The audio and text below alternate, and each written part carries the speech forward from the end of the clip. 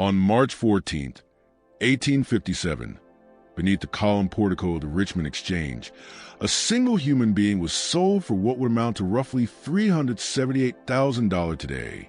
The auctioneer's gavel struck the podium 17 times before the final bid landed, and when it did, 3 men in the crowd collapsed right where they stood.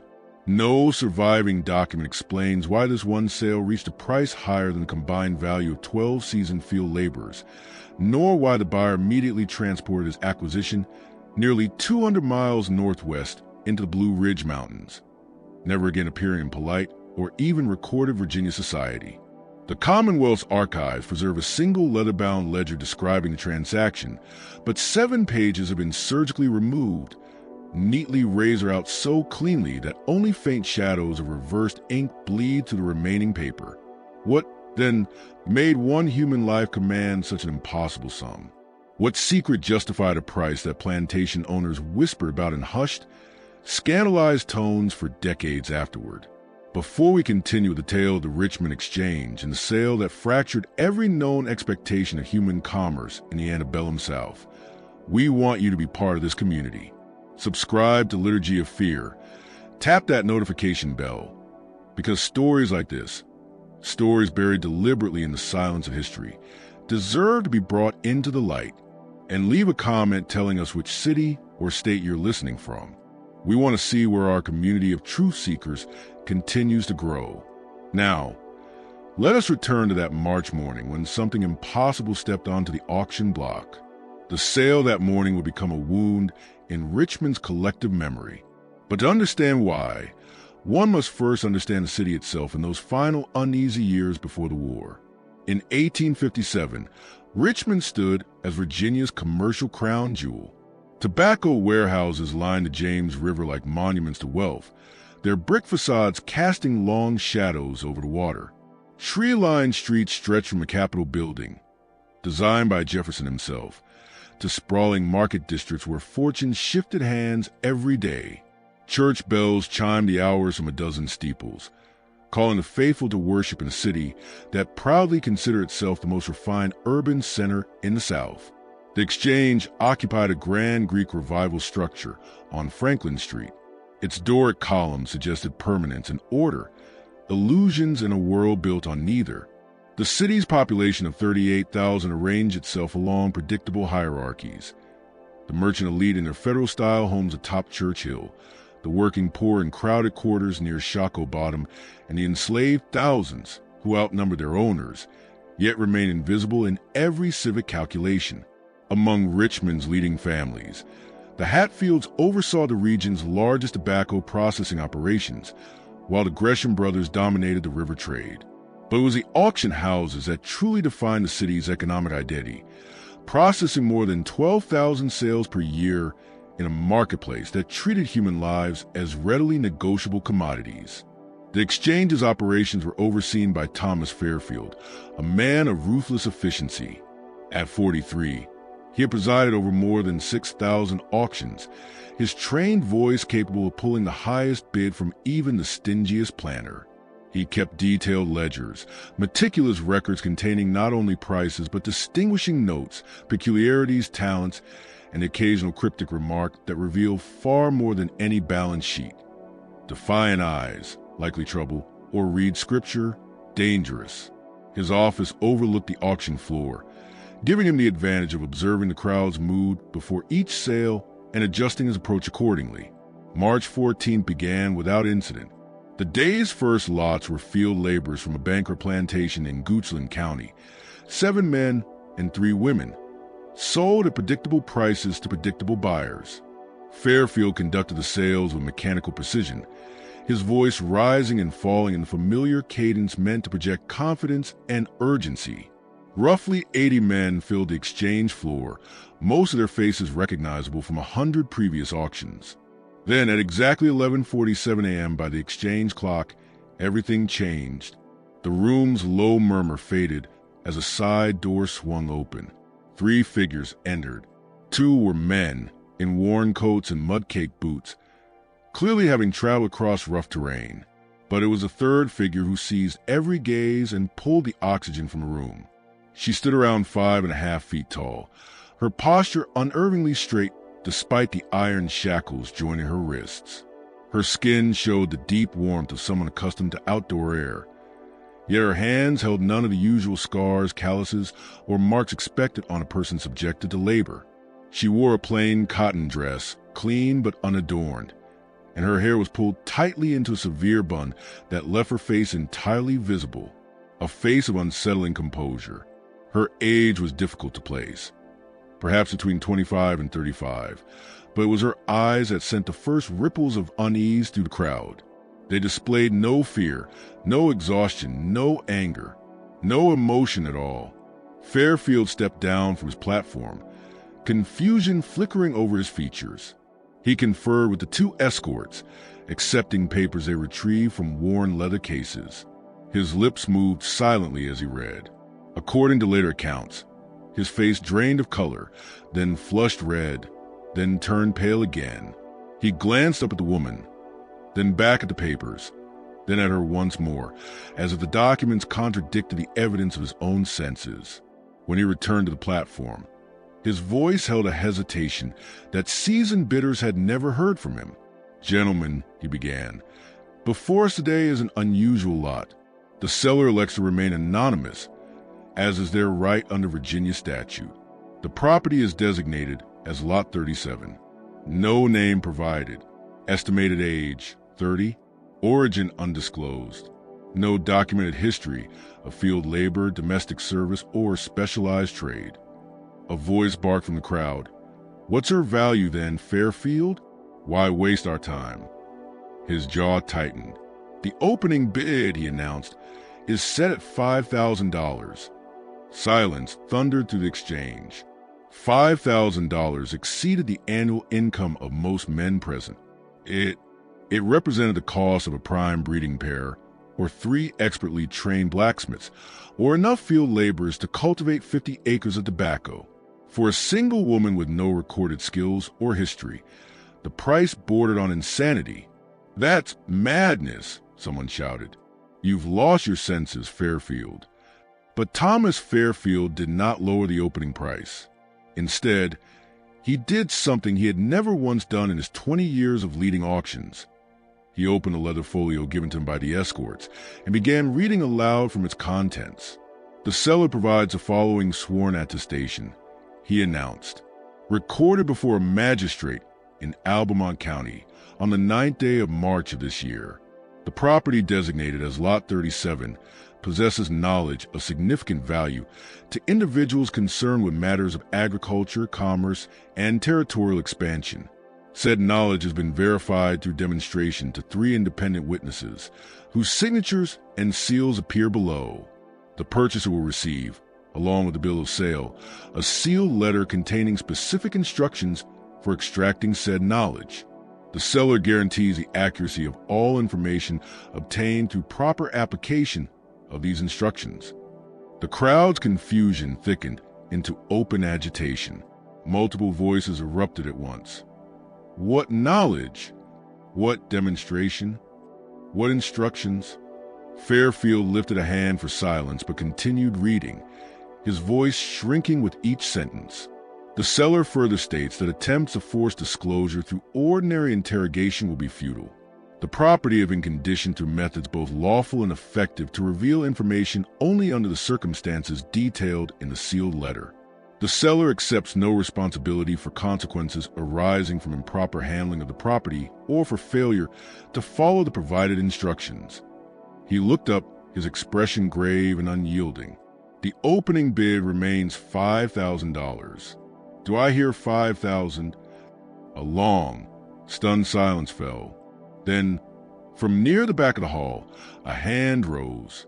The man behind it wore the plain clothes of a mountain farmer from Western Virginia, his face carved by years of wind and stone. 5,000, he said. 5,500. Counter another voice, a wealthy Richmond merchant with tobacco holdings stretching across several counties. What unfolded next would be whispered about for years. The bidding surged with a logical speed, violating every known pattern of auction economics. 6,000, 7,000, 8,500. Men who had come to purchase ordinary field hands suddenly found themselves competing for something none of them could even define, driven by the promise of knowledge so valuable someone had sworn to its worth before a magistrate. Through it all, the woman on the platform remained perfectly still. She didn't flinch, didn't blink, didn't react. Her gaze hovered somewhere far beyond the crowded exchange hall. At $12,000, only 4 bidders remained. At $15,000, only 2, the mountain farmer and a man whose identity no one could determine. His wide brim hat concealed most of his face, and his voice remained steady despite the staggering amounts he was offering. $16,000, the farmer called, his voice cracking. $20,000, the stranger replied without a pause. The crowd exploded with gasps. $20,000 exceeded the value of many working plantations, land, structures, livestock, and enslaved laborers included. For one person, it was a sum beyond rational calculation. The farmer hesitated for a long, painful moment. His face twisted into something between fury and heartbreak. Then, without a word, he pushed his way through the crowd and out into the cold March daylight. The stranger stepped forward. From inside his coat, he produced a bank draft that made Fairfield's experienced hands shake as he accepted it. The transaction required 43 minutes to complete. Documents were signed and witnessed. The bank draft was confirmed by a courier sent racing to the Bank of Virginia on Main Street. And when all formalities had been fulfilled, Fairfield handed the stranger 2 items: a bill of sale stamped with the exchange's official seal, and a sealed envelope marked with a wax insignia no one present had ever seen before. The buyer took possession of the woman without uttering another word. He removed a small brass key, unlocked her shackles with movements that suggested practice, and made a brief gesture toward the side door. She walked beside him with the same eerie composure she had maintained from the moment she entered the room. Together, they slipped into the streets of Richmond and vanished.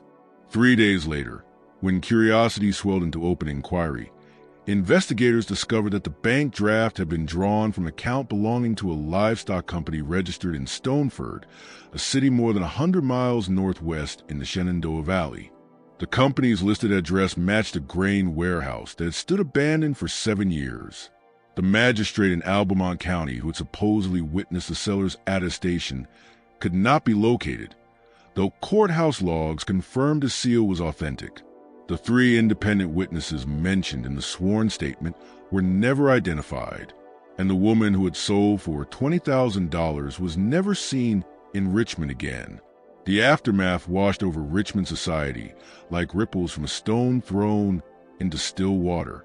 Within a week, Fairfield closed the exchange for 3 days, citing personal illness. When he reopened, he refused to speak about Lot 37 under any circumstances, referring all questions to his attorney, who issued only a terse statement confirming the sale's legality under Virginia law.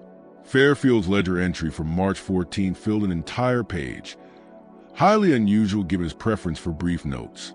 But when a curious clerk attempted to study it more closely, he found that 7 consecutive pages had been removed with surgical precision, leaving behind only faint ghosts of reversed ink impressions.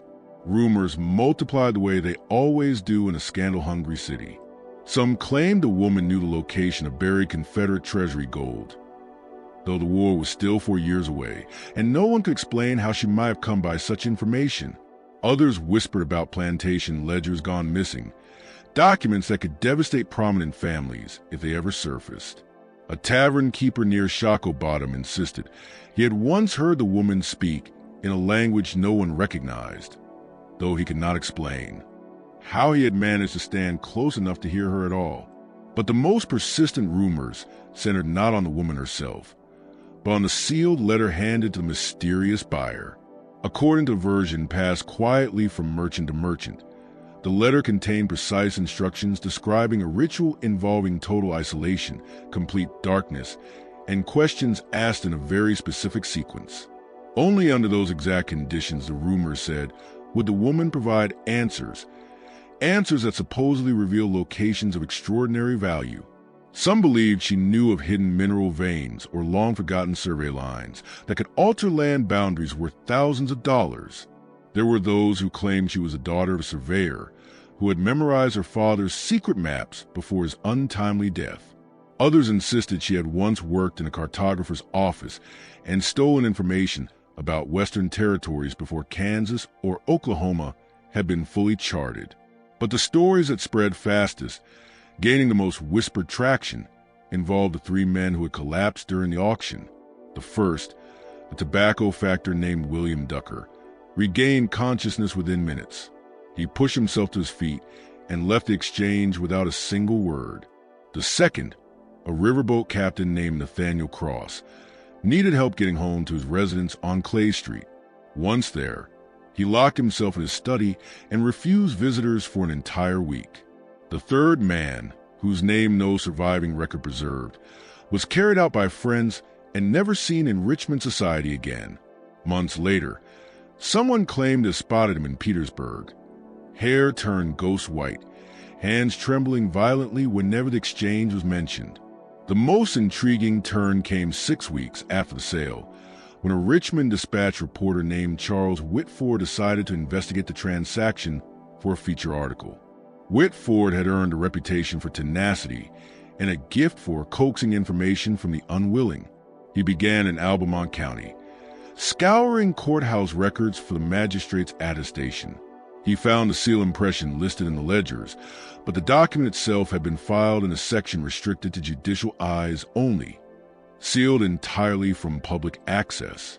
When he pressed the clerk for an explanation, the man fixed it with a cold stare and warned him that certain records were sealed for reasons best left undisturbed.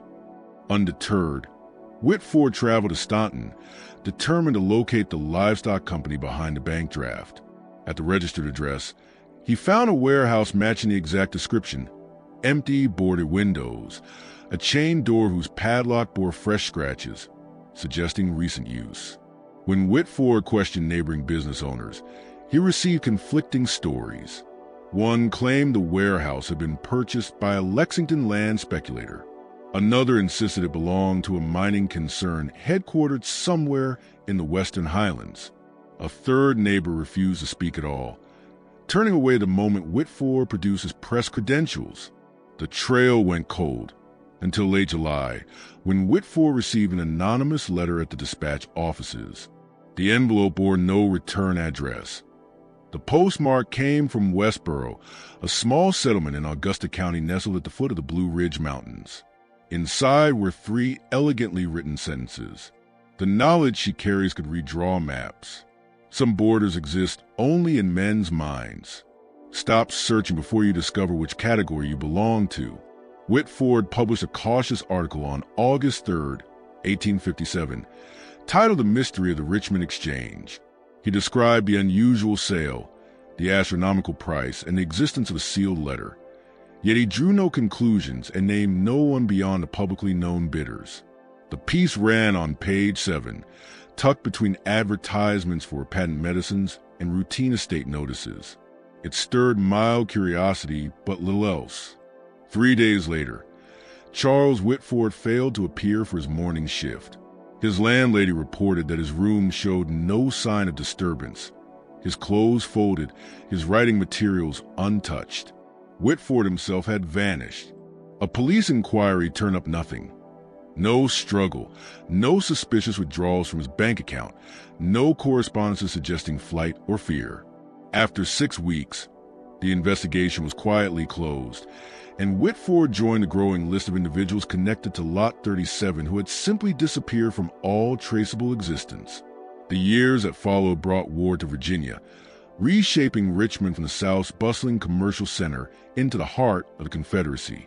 The old exchange building became a military depot during the fighting, then stood abandoned throughout Reconstruction, its once clamorous auction floor silent, its ledgers boxed up and relegated to a courthouse basement where they gathered dust alongside thousands of records deemed irrelevant to a new era. Thomas Fairfield died in 1869.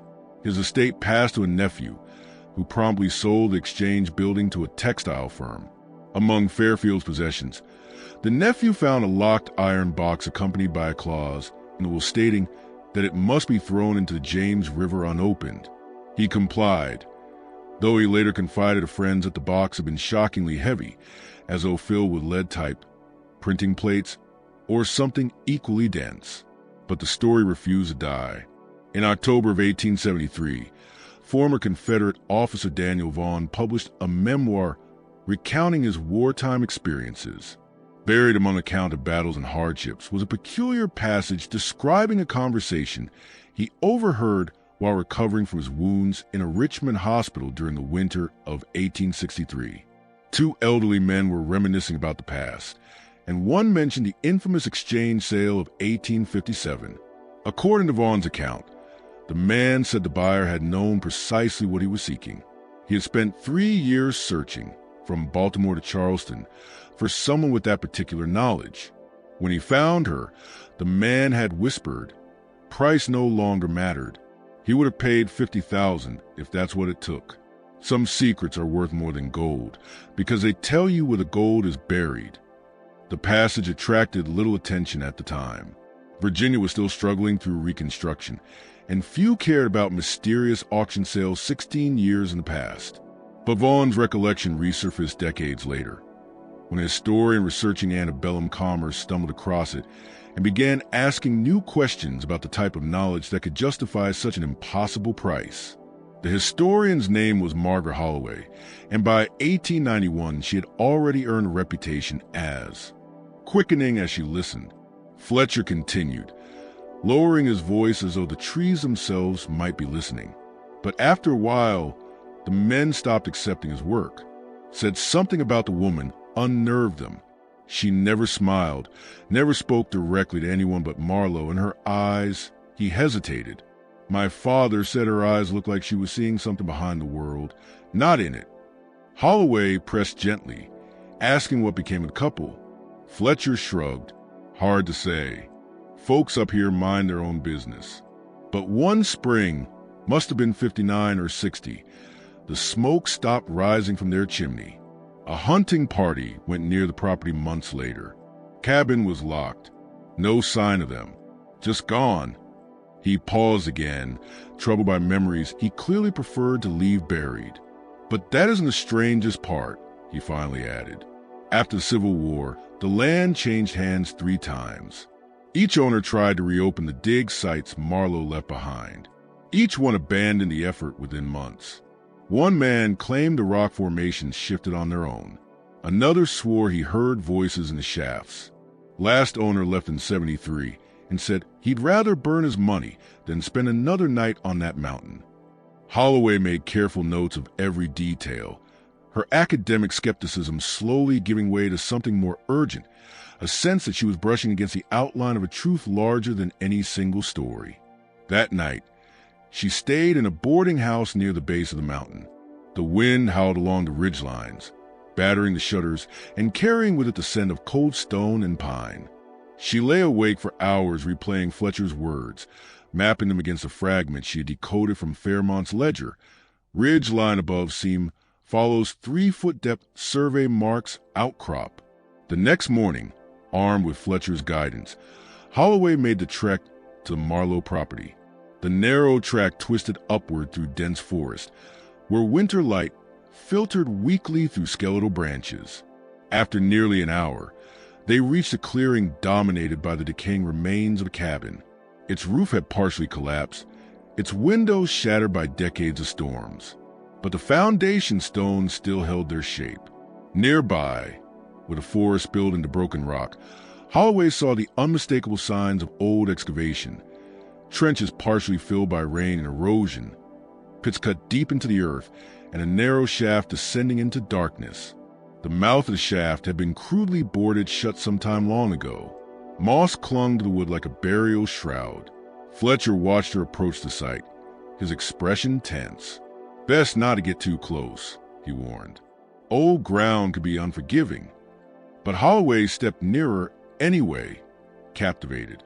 Here was physical evidence, something tangible that connected the vanished woman of Lot 37, the sealed letter, Fairmont's missing ledger pages, and the mysterious buyer who'd spent 3 years searching for her. The geological formations matched the partial entries she had managed to decipher. The slopes The stones, the seam lines, they aligned with startling precision. For the first time, Holloway felt certain she was standing on the very land referenced in Fairmont's razored-out pages. She sketched the formations meticulously, made rubbings of survey marks etched into exposed stone, and documented the layout of the collapsed excavations. Fletcher kept his distance, glancing repeatedly toward the tree-line, as if expecting someone or something to appear. As the daylight faded, he insisted they depart. The mountain shadows lengthened with unnatural speed, swallowing the clearing in a creeping dimness. On their descent, Fletcher spoke only once more. My father said that whenever that woman pointed the ground, it was like she already knew what lay beneath. Not guessed, knew. He swallowed, said she acted less like someone discovering the earth, and more like someone remembering it. The remark lodged in Holloway's mind like a splinter. When she returned to Richmond weeks later, she carried with her drawings, notes, and geological samples, all carefully arranged into what she believed might be the first true reconstruction of what Lot 37 represented. And yet, the deeper she dug into the historical record, the clearer it became that someone had spent decades ensuring those answers stayed buried. Because every time she traced a lead, every property transfer, every witness signature, every surviving document, she encountered the same pattern: silence, missing pages, vanished people, erased trails. Still, Margaret Holloway refused to abandon the investigation, and in early 1892, while following a new line of inquiry into old mining claims, she uncovered something that would, to assist with excavation, sample collection, and the physically demanding aspects of mapping terrain. What she sought was any hint, any name, description, or anomaly that might connect Lot 37 to the official scientific work performed in the region decades earlier. But before her research reached that point, she replayed her final exchange with Samuel Fletcher. Holloway had paused on the edge of the settlement and asked him quietly, "Did your father ever speak with a woman directly?" Fletcher shook his head. Marlowe never allowed anyone to speak to her. She talked only to him, and he passed along whatever instructions were needed. But my father always said her eyes were strange. Like she wasn't looking at you, she was looking through you, at something waiting behind the world. And when she pointed to where the digging should happen, no man questioned her. Not once. She was never wrong. The last sentence lingered in Holloway's mind with an almost physical weight. Then the narrative shifted back to the audience, an invitation to react, to speculate. If the story unsettles you as much as it unsettled her, you're in the right place. Hit like to help others discover this hidden chapter of Virginia's past, and tell us your theories in the comments. What knowledge could this woman possibly have carried? Expert geological training, or something beyond ordinary explanation?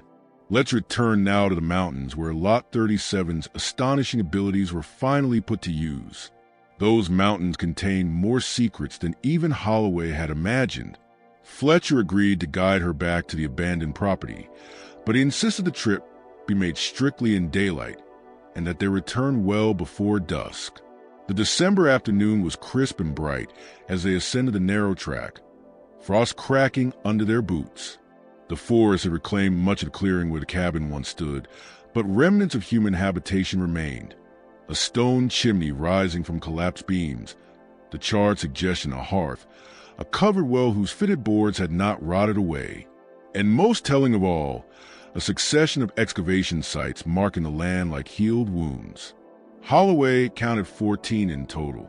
Some were shallow test pits.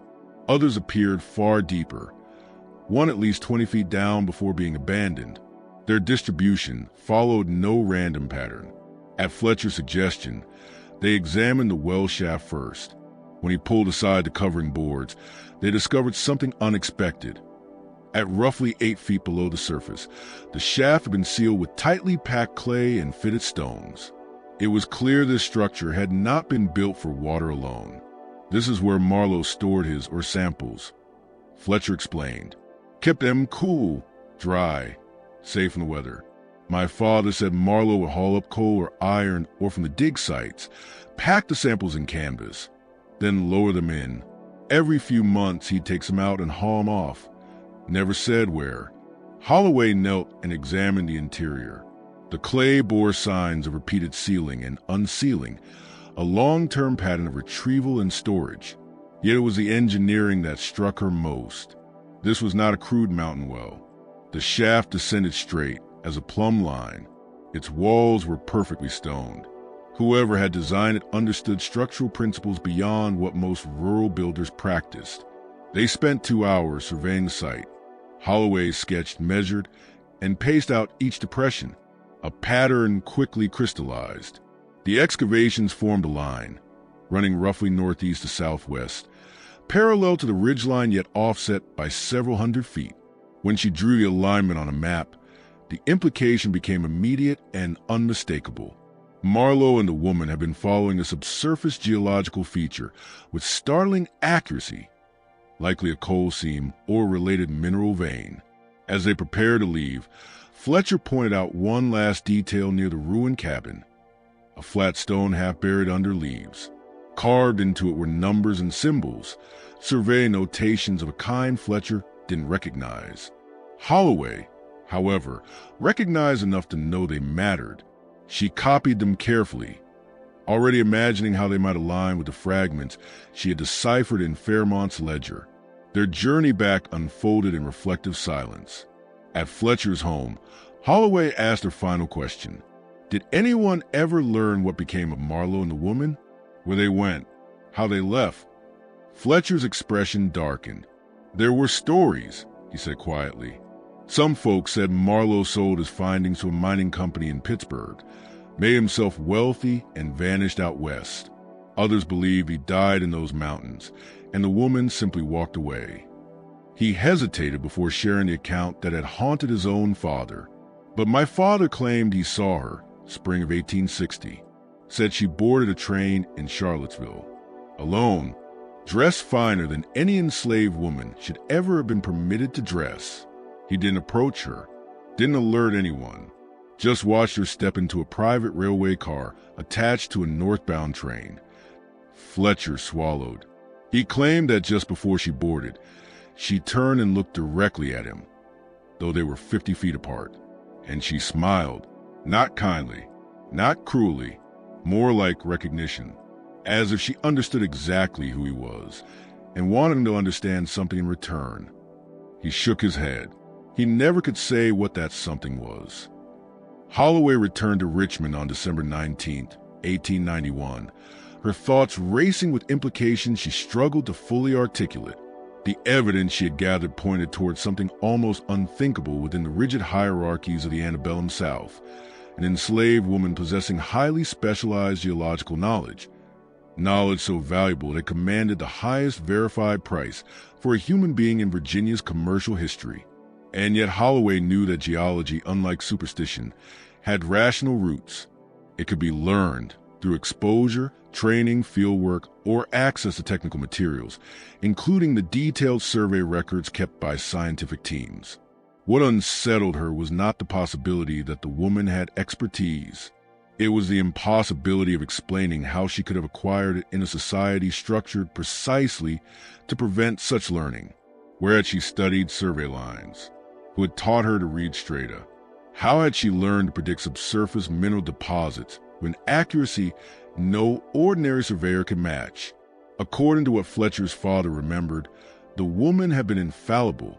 For that reason, Holloway spent January and February of 1892 examining every geological survey conducted in Virginia during the 1840s and early 1850s. The Virginia Geological Survey, established in 1835, had employed numerous field parties to explore the state's mineral wealth. These teams often hired local labor, both free and enslaved, to assist with hauling equipment, clearing brush, digging exploratory cuts, and carrying heavy sample loads. What Holloway did not yet know was whether any of those unnamed laborers, local farms and plantations. One morning, a man arrived with a woman he claimed was capable of locating valuable seams with uncanny accuracy. We paid him little mind at first.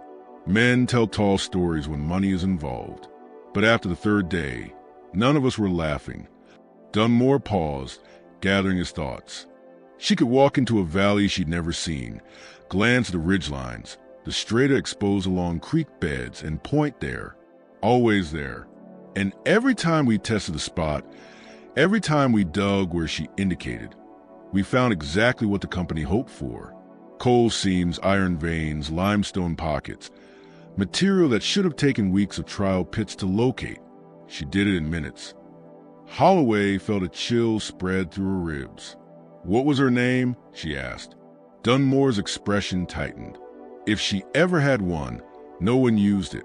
The man who brought her called her the girl or the finder. That's all.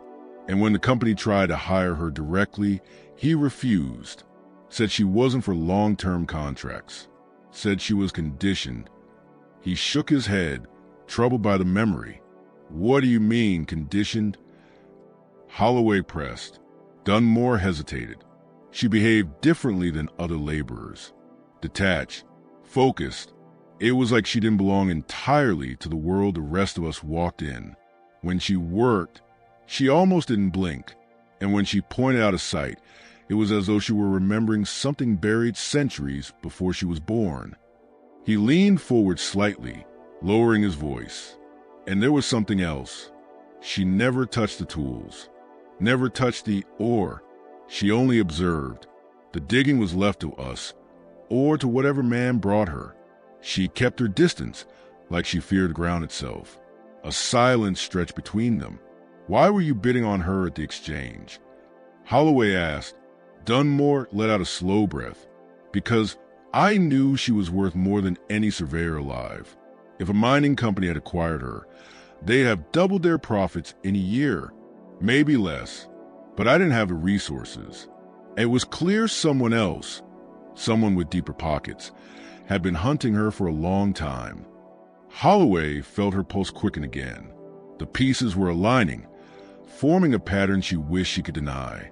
Tell me about the buyer, she said quietly. Dunmore shook his head. No one knew him. He went by J. Marlowe. But that wasn't his name. I'd stake my life on it. He spoke very little, but he watched everything. Not the auctioneer, not the bidders. Her. The whole time, as if he already owned her before the bidding even began. His fingers trembled slightly, and she looked back at him with the same expression. Holloway exhaled slowly, every instinct urging her to listen carefully. Why are you telling me this now? She asked. Dunmore looked exhausted. Because people think time buries truth, he whispered. But some truths keep digging their way back to the surface. And this one wasn't meant to stay buried. Holloway waited as he gathered the last of his courage. At the exchange that day, 3 men collapsed. Folks said it was the heat or the shock of the bid, but I was close enough to see their faces before they fell. He swallowed hard. They weren't fainting. They were terrified. Something happened, something none of us could explain, and every one of those men had looked directly into her eyes moments before they dropped. His voice cracked. I never forgot the way she stared at them. Not hateful, not afraid, just knowing. He shivered, and she looked the same way at Marlowe. Holloway's mind raced. Between Rogers' expedition journals, the missing survey records, the land purchased under a false name, and Dunmore's testimony, she now possessed more evidence than anyone since 1857 that Lot 37 had been something far more complex than a simple exchange transaction. But new questions emerged, darker and sharper. How had she acquired such precise geological skill?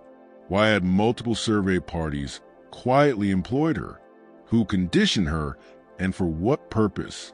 Why had the buyers sought her for 3 years? And why, decades later, were letters still warning Holloway to stop? The line between historical mystery and deliberate suppression grew increasingly thin, and yet Holloway persisted. Because somewhere, somehow, Lot 37 had learned to read the bones of the earth with perfect accuracy. And someone had paid more than the price of an entire plantation to keep her knowledge hidden or to use it where no one else could see.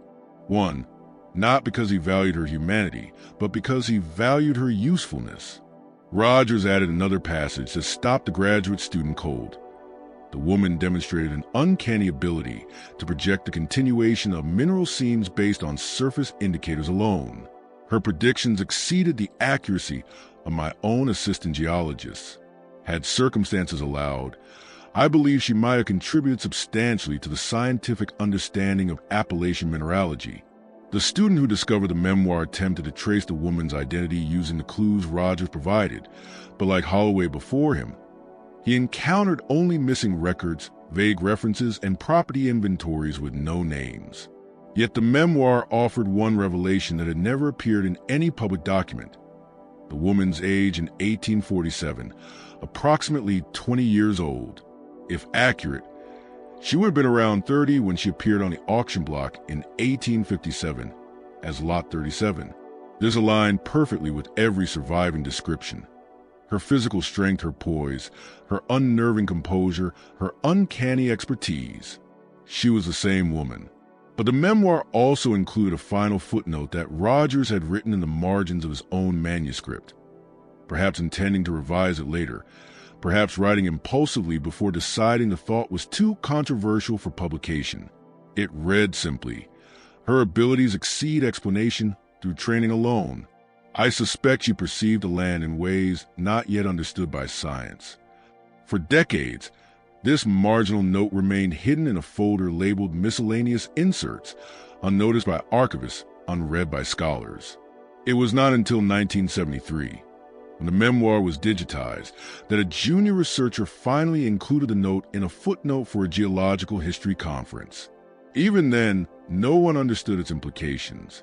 But everything, the survey records, the auction, the missing ledger pages, the sealed letter, the vanished men, the private rail car, the anonymous warning sent to Holloway, only made sense when combined with Rogers' final observation. Someone had recognized her abilities early. Someone had taken extraordinary steps to suppress records, erase names, and bury her story beneath layers of misdirection and silence. Yet the truth left behind a faint, undeniable outline. She had been educated in secret. She had been trained, formally or informally, to read the land at a level approaching scientific intuition, and she had used that knowledge to reshape fortunes across multiple states. The story returned now to Holloway. She never published her work. The article she envisioned, the one meant to expose the impossible sale of Lot 37, remained unfinished in her papers at the time of her death in 1903. But she left behind annotated maps, deciphered fragments of Fairmont's missing ledger pages, interview transcripts, and dozens of pages of speculative analysis that suggested she had come closer than anyone before her to understanding the truth. Her notes remain in archival obscurity for over 80 years, their significance unknown. Only historians who study Virginia's antebellum commerce or Appalachian mineral rights came across her name, and even then they rarely connected her findings to Lot 37. But the graduate student's discovery of Rogers' memoir changed the equation. For the first time, three independent sources, Fairmont's ledger impressions, Holloway's field notes, and Rogers' eyewitness accounts, aligned into a coherent narrative. And that narrative suggested something extraordinary, that the woman known only as Lot 37 had been shaped by knowledge she should never have been allowed to possess, knowledge that frightened powerful men, tempted others into obsession, and led more than one person to disappear, either voluntarily or by force. As Rogers' final footnote implied, her ability was not merely the product of illicit education. It was something rarer, something uncanny, a mind capable of perceiving geological truth at a glance, of reading landscapes the way others read letters on a page. A person whose value, in the eyes of mining companies and land speculators, exceeded anything money could buy. The tragedy, of course, was that she never owned that knowledge in the eyes of the law. It owned her, and despite all the fortunes earned because of her, despite the power she bestowed on those who controlled her, despite the terror she inspired in the men whose eyes she met that March morning, history recorded neither her name, nor her origin, nor her fate. All that survives is the echo of her final warning. You have purchased knowledge, but knowledge requires payment beyond gold. A sentence that haunted every man who heard it. a sentence that survived longer than any of them, a sentence whose meaning still hangs unanswered in the historical silence she left behind. Had insisted her words accompany the sale, even though she lacked legal standing to insist on anything. It was a final act of defiance from a woman who understood precisely how valuable she had become and how dangerous she could be if misused. And according to the descendant who shared the document, those 3 sentences were written not in the seller's handwriting, but in Anna's own. Her message was clear. Her knowledge would never again be taken from her without consequence. Rogers's memoir had already hinted at the extraordinary circumstances of her education. Now, the full picture began to sharpen. Anna had not merely been taught to read or exposed to geological information. She had been shaped by a rare convergence of illicit instruction, natural ability, and the brutal pragmatism of a system that viewed her intelligence as both asset and threat. Her intellect, molded by both opportunity and oppression, had grown into something powerful enough to destabilize entire industries. The graduate student, Thomas Edgerton, recognized immediately what he had uncovered. His dissertation did more than document the scientific exploitation of enslaved labor. It revealed the existence of a woman whose abilities, had she been born free, might have placed her among the most respected scientific minds of the 19th century. Instead, she'd been forced to navigate the violent architecture of slavery, using her intellect as both shield and weapon. Edgerton traced her movements with archival precision. After her consulting work in Pittsburgh, she used wartime upheaval to purchase her freedom. Her relocation to Philadelphia marked the beginning of a quiet but formidable career. She worked independently, moving between mining concerns and land speculation firms, offering assessments whose accuracy rivaled that of major geological institutions. She took particular pleasure in undercutting the men who had once profited from her bondage. With meticulous strategy, she destroyed their empires using the same knowledge they had stolen from her. Her vengeance against James Pritchard was legendary among those who later pieced the story together. Pritchard had built his wealth on her insights. When he unknowingly attempted to hire her in 1869, she recognized the opportunity immediately. Her survey of his Pennsylvania property was flawlessly executed. The coal existed. The depth was correct. The mapping was immaculate, but she knew the sulfur contamination would render the coal worthless. Her report, technically accurate yet catastrophically incomplete, guided Pritchard into financial ruin. He invested everything. His creditors consumed what remained. He died broken, the victim of the knowledge he once believed he owned. By the 1880s, Anna had become a spectral figure in mining records, present in invoices, consulting contracts and payment ledgers, yet absent from census rolls and public documentation. She appeared when needed, vanished when not, and seemed to prefer distance from any fixed residency. The Philadelphia directory that listed her as Hargrove Geological Consultant in 1892 marked her last confirmed appearance in historical records. Scholars have long debated whether she chose her former owner's name ironically as a symbolic reclamation, or whether she used it strategically to cloak her identity within an industry dominated entirely by white men. Either explanation would suit a woman of her intellect and caution. Edgerton's reconstruction of Anna's life sparked controversy upon publication. Some historians dismiss portions of it as speculation, while others argued that the American scientific community had deliberately erased evidence of enslaved contributions. But the combined weight of Fairmont's torn ledger pages, Holloway's field notes, Rogers's private memoir, Dunmore's eyewitness account, and the sealed letter surviving transcription left little room for doubt. Anna had existed, she had worked, she had learned, and she had defied every boundary imposed upon her. The most astonishing aspect of her story came from the sealed letter itself. The warning Fairmont read aloud in 1857 was not mystical instruction. It was Anna's ultimatum, delivered through the only legal channel available to her. It was a declaration that knowledge, her knowledge, was not property. It was leverage, power, and if misused, it would destroy the men who attempted to wield it. The descendant who revealed the contents of the letter insisted on anonymity, but confirmed one final detail. The wax seal on the envelope had not belonged to the seller. It had been pressed using a carved stone Anna herself carried, a stone she had shaped with her own hands, a tool for marking documents in a world where she was denied the right to sign them. The 3 sentences she wrote were the closest she had ever come to claiming her own freedom before the law recognized it. They were a warning, a prophecy, and a promise, and history proved she kept that promise. Her knowledge outlived every man who tried to control it. Her influence reshaped the geological map of Appalachia. Her vengeance dismantled the fortunes of those who exploited her. And her mystery endured long after her name vanished from public record, because knowledge does require payment beyond gold. And Anna, Lot 37, collected her payment in full. Extraordinary Price on March 14, 1857, stands today as one of the most remarkable figures in American scientific history.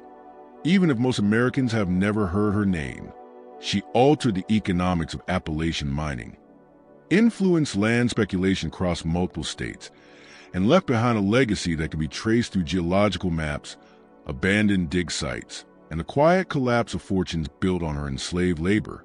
Her fingerprints remain embedded in the historical landscape, even if official histories chose to erase her. Yet the woman herself vanished as abruptly as she appeared. After her final listing in the 1892 Philadelphia Business Directory, all traces of Anna disappear. No death certificate, no census entry, no burial record. Historians who later searched for her found nothing. For someone who had lived most of her life being recorded only as property, the absence of documentation felt, in its own way, intentional, as if she had chosen to fade from the systems that once claimed ownership over her.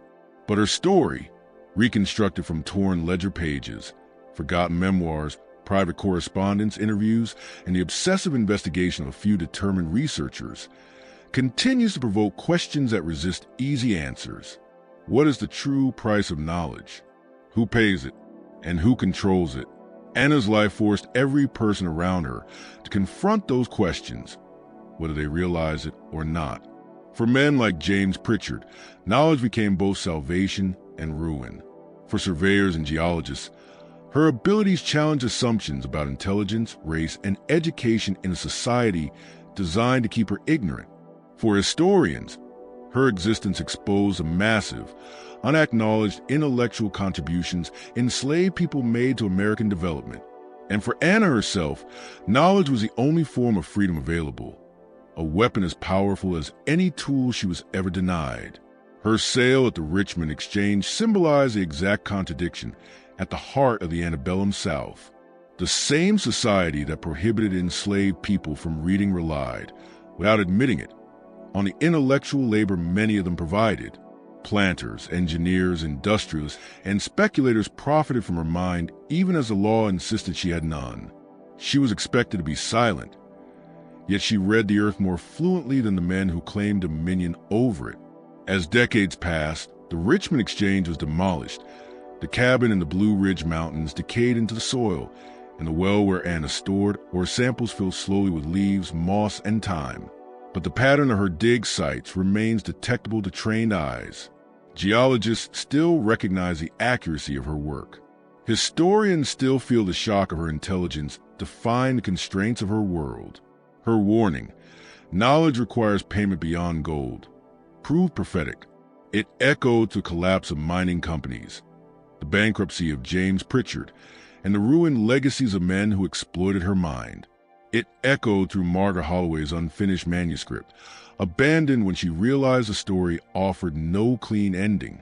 It echoed through Thomas Gelatin's dissertation, which resurrected Anna's hidden contributions nearly a century later. And it echoes even now, reminding us that history's silenced voices often carried the greatest power. Whatever precise nature of Anna's abilities, whether eidetic memory, extraordinary intelligence, or intuition honed through forbidden learning, her impact remains undeniable. She was a scientist long before she was recognized as one, a woman whose expertise reshaped industries, unsettled powerful men, and expose the hypocrisy of society that feared educated black intellect more than anything else. The institutions that tried to suppress her knowledge are long gone. The men who profited from her are forgotten.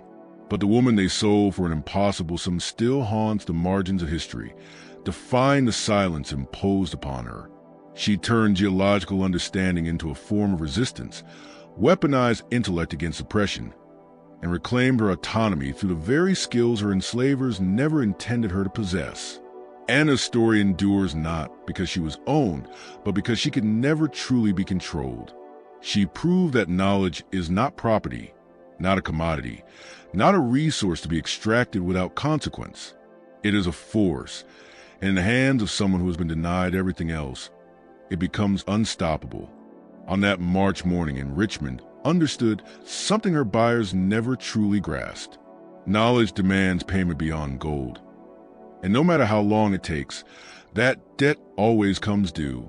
The places where Anna lived and worked remain scattered across Virginia, Pennsylvania, and perhaps other states as well, unmarked and unrecognized. Forests have reclaimed the mountain clearings where she pointed to the earth and changed the fates of men. Old well shafts she once used remain sealed beneath moss and stone. Abandoned dig sites she identified still aligned with geological formations invisible to the untrained eye. The fortunes created from her expertise enriched families who never knew her name, never understood that the prosperity they inherited came from a woman denied the right to inherit anything at all. Most of the mining companies that profited from her enslaved knowledge have vanished from history. Their ledgers are missing, their correspondence destroyed, their executives long forgotten. But the faint outline of Anna's story, encoded in excavation patterns, missing auction pages, private letters, and the fragmented recollections of those who once stood in her presence, continues to resist erasure. So what do you think? Was Anna's knowledge completely learned, an extraordinary intellect nurtured through forbidden study and years of practical geological work? Or did she possess an ability that falls outside anything we can easily explain even today? And how should we remember people like Anna, whose contributions to American progress were ignored for generations, whose brilliance was exploited while their humanity was systemically denied? Leave your thoughts in the comments. We want to hear your theories, your interpretations, your sense of who Anna really was.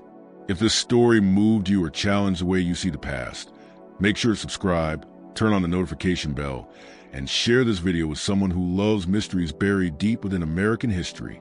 Early likes and comments help the algorithm surface these forgotten narratives to others who might never encounter them. Thank you for watching and for honoring a story that was nearly lost.